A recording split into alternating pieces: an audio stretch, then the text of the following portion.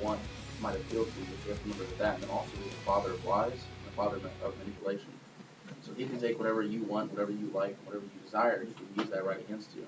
So don't ever think that, the devil's going to be this big evil creature, because he's not going to come to you like that. He's going to put a foot in the door, and he's going to slowly creep into your life. Um, and essentially, the devil is,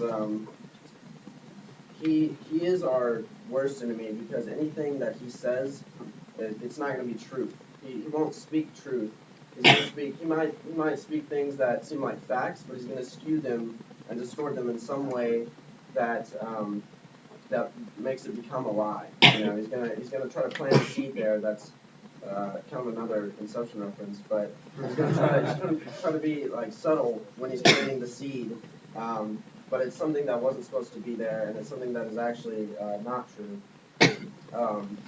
But essentially, what I'm trying to say today is that God, He's given too much for us just to see us walk away with some other team. Just to see us walk away with some other fraud who claims he has freedom and is actually his only intention is our death.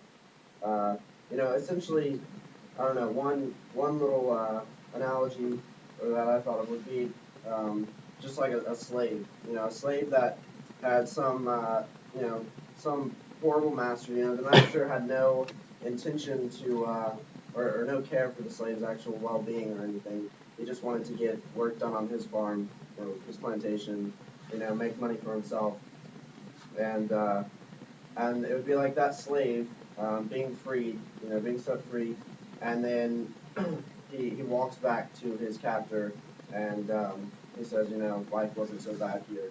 I may have been able to have true freedom out there, but I couldn't settle for this. But I don't know. It's even more dangerous than that to get caught in something. To get caught in this spiritual Stockholm syndrome, because the devil, his only intention is our death. That he's subtle about it, and there are things in this life that they seem like not a big deal, but if it's something that's that's in his plan, something that he's trying to manipulate, then in the end, it's going to bring death.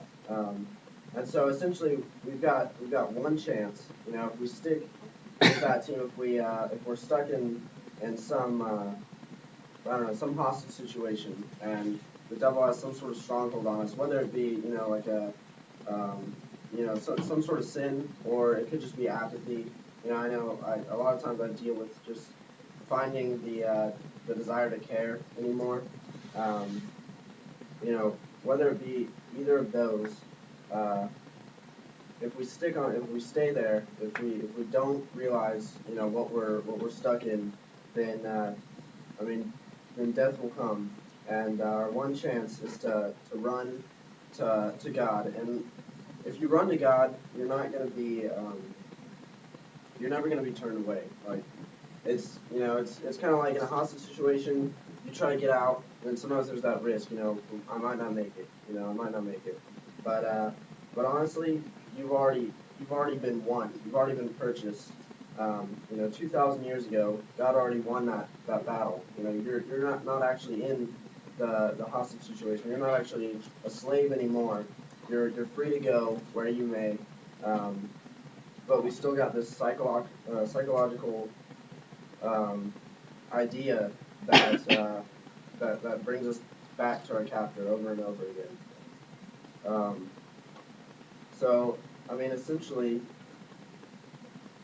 I don't know, if you're in one of those situations, which in my life it's just been it's been sin before, but now it's just kind of dealing with I don't know, just caring about things that I know I should care about, that over and over I find myself just not thinking about, not worrying about, just going with the flow, whenever I should have more burdens.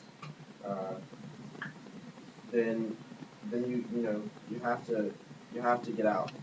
You have to realize that it's not okay just to be apathetic about it, because eventually your mind's going to be turned, and you're going to start playing for the wrong side, and there was one case of Stockholm syndrome where a girl, she got taken by, it was in like, I don't know, the 70s, and she was taken by Simonese, is that an army? Some like Simonese Liberation Army, some army, and yeah, and she got taken by them, and then we did all this negotiating. The government did all this negotiating to get her set free, and then later they found her. She was set free and everything, and then later we found her performing some sort of like kidnapping with this group that had kidnapped her earlier, and she had become a part of them, and I don't know, it's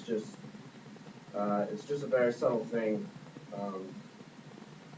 but I mean essentially that's really all I've got today. All right. I'm not seeing anything. I wrote my notes on my phone.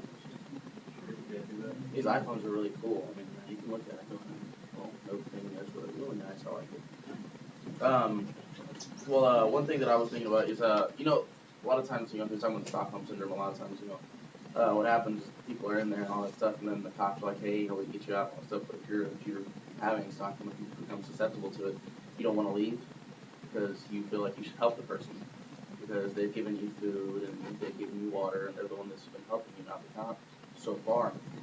So you feel like you have a need to help them, but the cops keep on trying. And same thing with God. It says Revelations 3:20. It's a race. Whoever gets it first gets to read it first. I mean, I always get excited about that in church. Revelation 3:20. Andrew, so I'm not excited. You got it? Yeah. Okay, let her read it then. She got it before you, Andrew. Here I am. I stand at the door and knock. If anyone hears my voice and opens the door, I will come in and eat with him and he with me. Okay, and then there's also Solomon 5:6. But I'll just go ahead and say that one because there's a whole other part that I just want to highlight one part of it. It says, I opened to my beloved and put my beloved and turned and gone away. It's like the pre-part before that is like the person, the guy had been sleeping in the grass all night. So I forget why, but I think he probably did something bad, got kicked out. That's probably what happened. But he was knocking on the door, and he was knocking, and the lady was like, oh, I'm not going to let him in. And finally she opened the door, and he was gone. So it's the same thing with God. He's not going to knock forever. There's a point in our lives when we reach reprobation. Yeah. Whenever you reprobate, where God says, all right, I'm going to let you live your life. You can live your life however you want, however you see fit. Come to me if you want, but I'm not going to keep on trying. But God knocks at our heart. It says it closed up. But God says, I'll stand at your door and I'll knock. And if you hear my voice, just come to the door and open the door and accept me. And that's all you have to do. It's not a hard choice. And another thing we were talking about, or I was talking about last night with Clayton, is that anybody know anything about Jewish weddings at all? You do? A little bit, not much. Okay, they do that actually. It's kind of cool. They do what? They pick people up on a chair. It's kind of cool. So that. I thought that was just like making fun of them. I didn't know I had to do that. Whenever the man comes to like propose, the lady, she makes the dinner all nice and pretty for him, and she knows that he's coming because her parents arranged the wedding. Yeah. And he comes over. Of course, if when he knocks on her door, if she doesn't answer, that means she doesn't accept the proposal. Something like that. Yeah, well, that's what I was going to talk about with the arrangement part of it, because a lot of the Jewish wedding kind of highlights not on just the I do part of it, but it highlights a lot of the part where the arranged part of the wedding, because it's a beautiful part.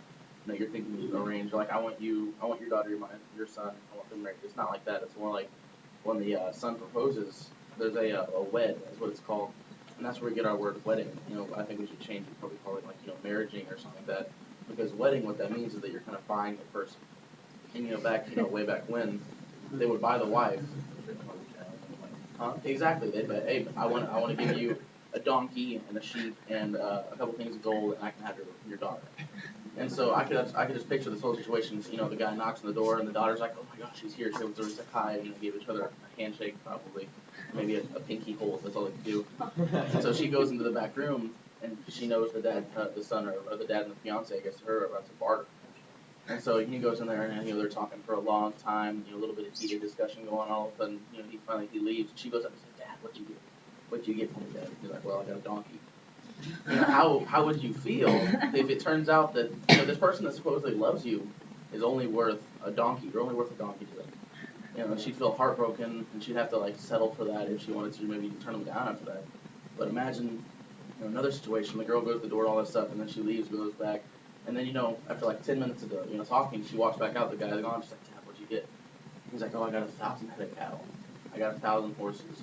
I got 2,000 sheep. I got 20 barrels of gold, 20 barrels of silver. I mean, how much will that mean to her? As a person, I don't know what you girls know. I was that'd mean a lot to me. Like, oh, that's what I mean. So it's like an extra big wedding ring.